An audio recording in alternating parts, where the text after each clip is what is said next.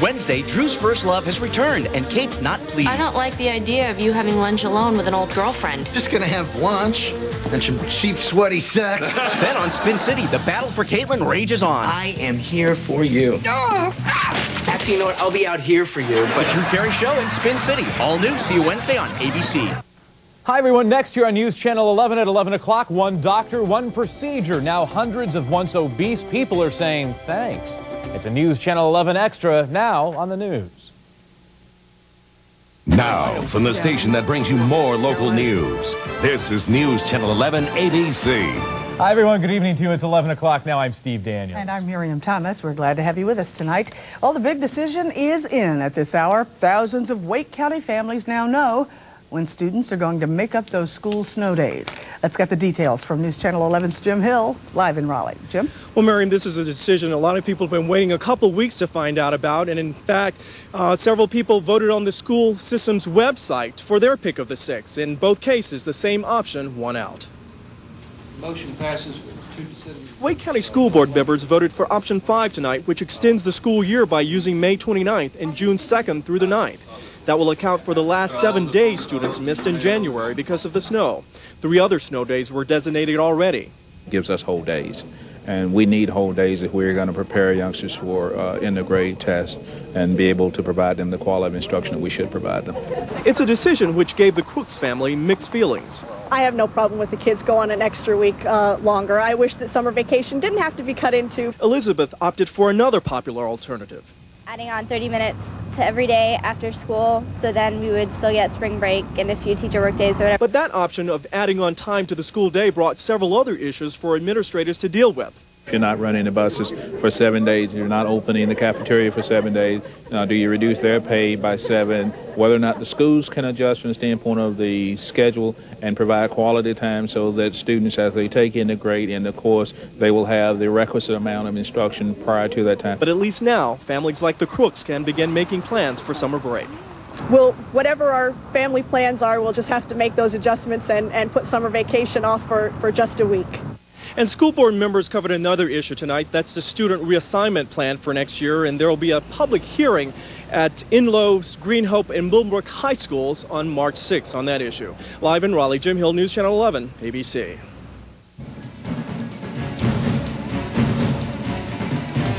Float away, trees, trucks. It's unreal how much damage we got. Tornadoes ripped through the southeast, leaving behind a path of destruction and death. 22 bodies so far, and more are expected to be found in the rubble tomorrow. Tonight, storm survivors are coming to grips with what happened today and trying to figure out exactly what to do tomorrow. The hardest hit area, Camilla, Georgia, southwest of Atlanta. ABC's Dean Staley is there and brings us the latest.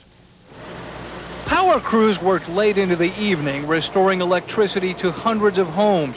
But it will take more than electric power to return Camilla, Georgia to normal. Bill Davis, his wife and daughter were sleeping when the sound of the tornado shook them from their beds. They took shelter in the bathroom. Another second, it'd been too late. No doubt about it. It's close. They emerged to find their home crushed and shoved off its foundation. A semi-tractor turned over in their yard. From the air, it was easy to see the path the tornado carved through this housing development. Emergency workers picked through piles of debris, searching for victims. For those who survived, shock at the destruction around them. It's hard to believe I went through this. I'm glad I survived. For some who went to check on neighbors, an eerie discovery.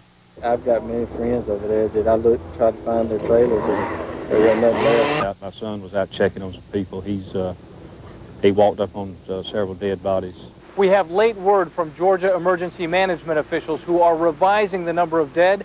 They say the number now stands at 19, with more than 100 people injured. Dean Staley, ABC News, Camilla, Georgia. Actually, we here in North Carolina did not escape that severe weather, not entirely.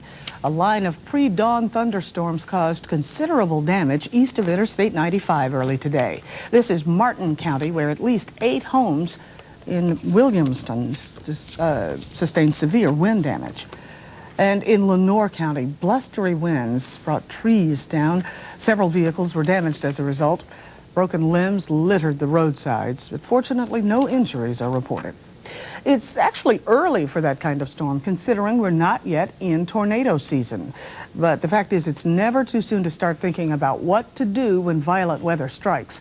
News Channel 11's Greg Barnes is live in Fayetteville with that story tonight. Greg? Well, first of all, Miriam, emergency management officials are warning all of us to be ready for what may be a bumpy spring and summer storm season. 6 months after the hurricane of the century, a couple of 3 weeks after the snowstorm of the century, and yeah, folks, we're getting ready to get into tornado season.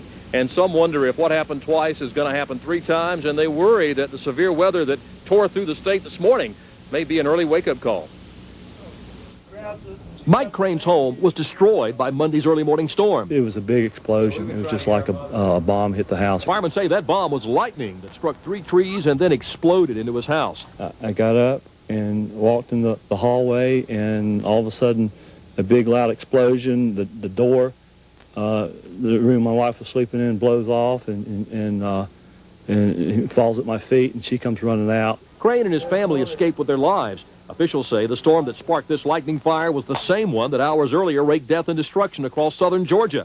Emergency management officials say if that's an indication of what's to come this year, we may be in for an early and turbulent spring and summer storm season. Just by being in this region, we know that we're visited by thunderstorms, hurricanes, tornadoes, you name it. A tornado last year killed 1 person in this Robinson County Mobile Home Park. This year, emergency management officials are warning everyone, plan early. Figure out what you're going to do before you actually have to do it. Identify those safe areas in your home or your business to go to that people can go to protect themselves. Besides planning ahead, make sure you've stocked up on enough food, water, and medicine for 3 days, and hold frequent storm drills so everyone will know where to go and what to do. And officials say one of the best precautions is to purchase one of these, a NOAA weather radio. It's an early warning system for approaching storms. You can have it set to like an emergency broadcast. So anytime there's a national alert, it sends out a tone. But now on the newer model that we have with the NOAA, it also was in a local broadcast. While a warning may have alerted Mike Crane the storm was coming, firemen say nothing could have prepared him for what happened. In Fayetteville, Greg Barnes, News Channel 11, ABC. It was not weather-related, but it was pretty spectacular. We're talking about a fire this evening in Johnston County. These Sky Zoom pictures from News Chopper 11 show you the blaze just after firefighters arrived on the scene near Clayton. Fire investigators don't know exactly what caused the fire in this abandoned house. A judge today sentenced a teenager to at least 124 years in prison for her role in the murder of a little girl. 18-year-old Dorothea Bynum pled guilty to kidnapping, rape, and second-degree murder in the death of 10-year-old Tiffany Long. Tiffany was killed in Burlington in October 1998. 2 other teens charged in the case, Joseph and Harold Jones, will be tried separately, beginning with the case against Joseph Jones. His trial starts immediately in Fayetteville, where the whole case was moved because of pretrial publicity. More tragedy in Littleton, Colorado today. Authorities there found 2 Columbine High School students murdered in a Subway sandwich shop. The bodies of a 15-year-old boy and a 16-year-old girl were found with apparent gunshot wounds. The boy worked at the store and was dating the girl who was also killed. Police have ruled out murder-suicide, and tonight they are looking for new leads. Also today, a Denver newspaper reports the gunman in last year's Columbine massacre had a much more potent arsenal than originally thought. The Denver Post reports Eric Harris and Dylan Klebold had 95 explosive devices, enough to kill hundreds of students. The massive airline inspection ordered by the FAA is coming to an end tonight, and aircraft parts suspected of malfunction are headed to the Federal Aviation Safety Lab. All MD-80s, MD-90s, DC-9s, and 717 series jets were inspected following the crash of Alaska Airlines Flight 261. The focus has been on the plane's horizontal stabilizers and on a part known as a jack screw. The FAA says 20 planes from 10 different airlines were found to have problems. Billionaire Donald Trump now says he will not run for the White House, at least not this year. Trump says the Reform Party is, quote, self-destructing and a total mess. Trump also attributes his decision to Minnesota Governor Jesse Ventura, who has left that party. Trump is downplaying the polls that showed him with very little voter support. The push is on to ban gambling on college, Olympic, and high school sports, and 2 of North Carolina's best-known names are behind it. Former Carolina basketball coach Dean Smith and U.S. Senator John Edwards are calling for the ban.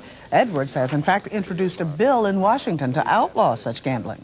Coach Smith says a friendly wager with a neighbor is one thing, but sports gambling at the casino level threatens the integrity of amateur sports. the taint of it, at, like say, at Northwestern Arizona State, last two, would be harmful to, well, it's just, I don't think it's healthy for our country or for certainly the game. The gaming industry is expected to fight Senator Edwards' bill, and with good reason. Sports gambling generated $2.3 billion last year in the state of Nevada alone. Edwards says the bill has bipartisan support on Capitol Hill. 8 months after the event, the numbers are now out, and Pinehurst really scored during last June's U.S. Open Golf Championship.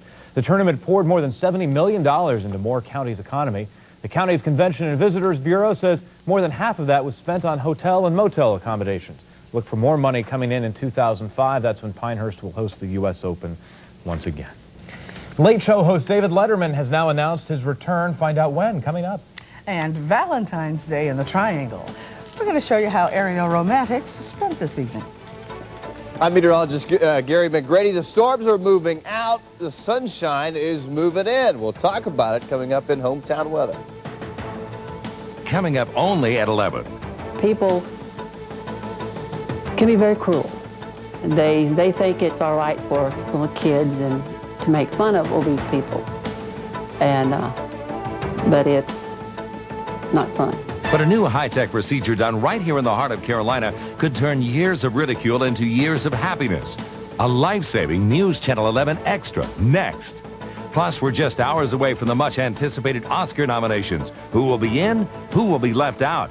More local news with Miriam Thomas and Steve Daniels coming up on News Channel 11 ABC. Tomorrow on Good Morning Carolina, how does the Sandbox help children ward off asthma? That story plus life-sizing traffic tomorrow at 5 a.m. on News Channel 11. Boston Market dinner, it's done.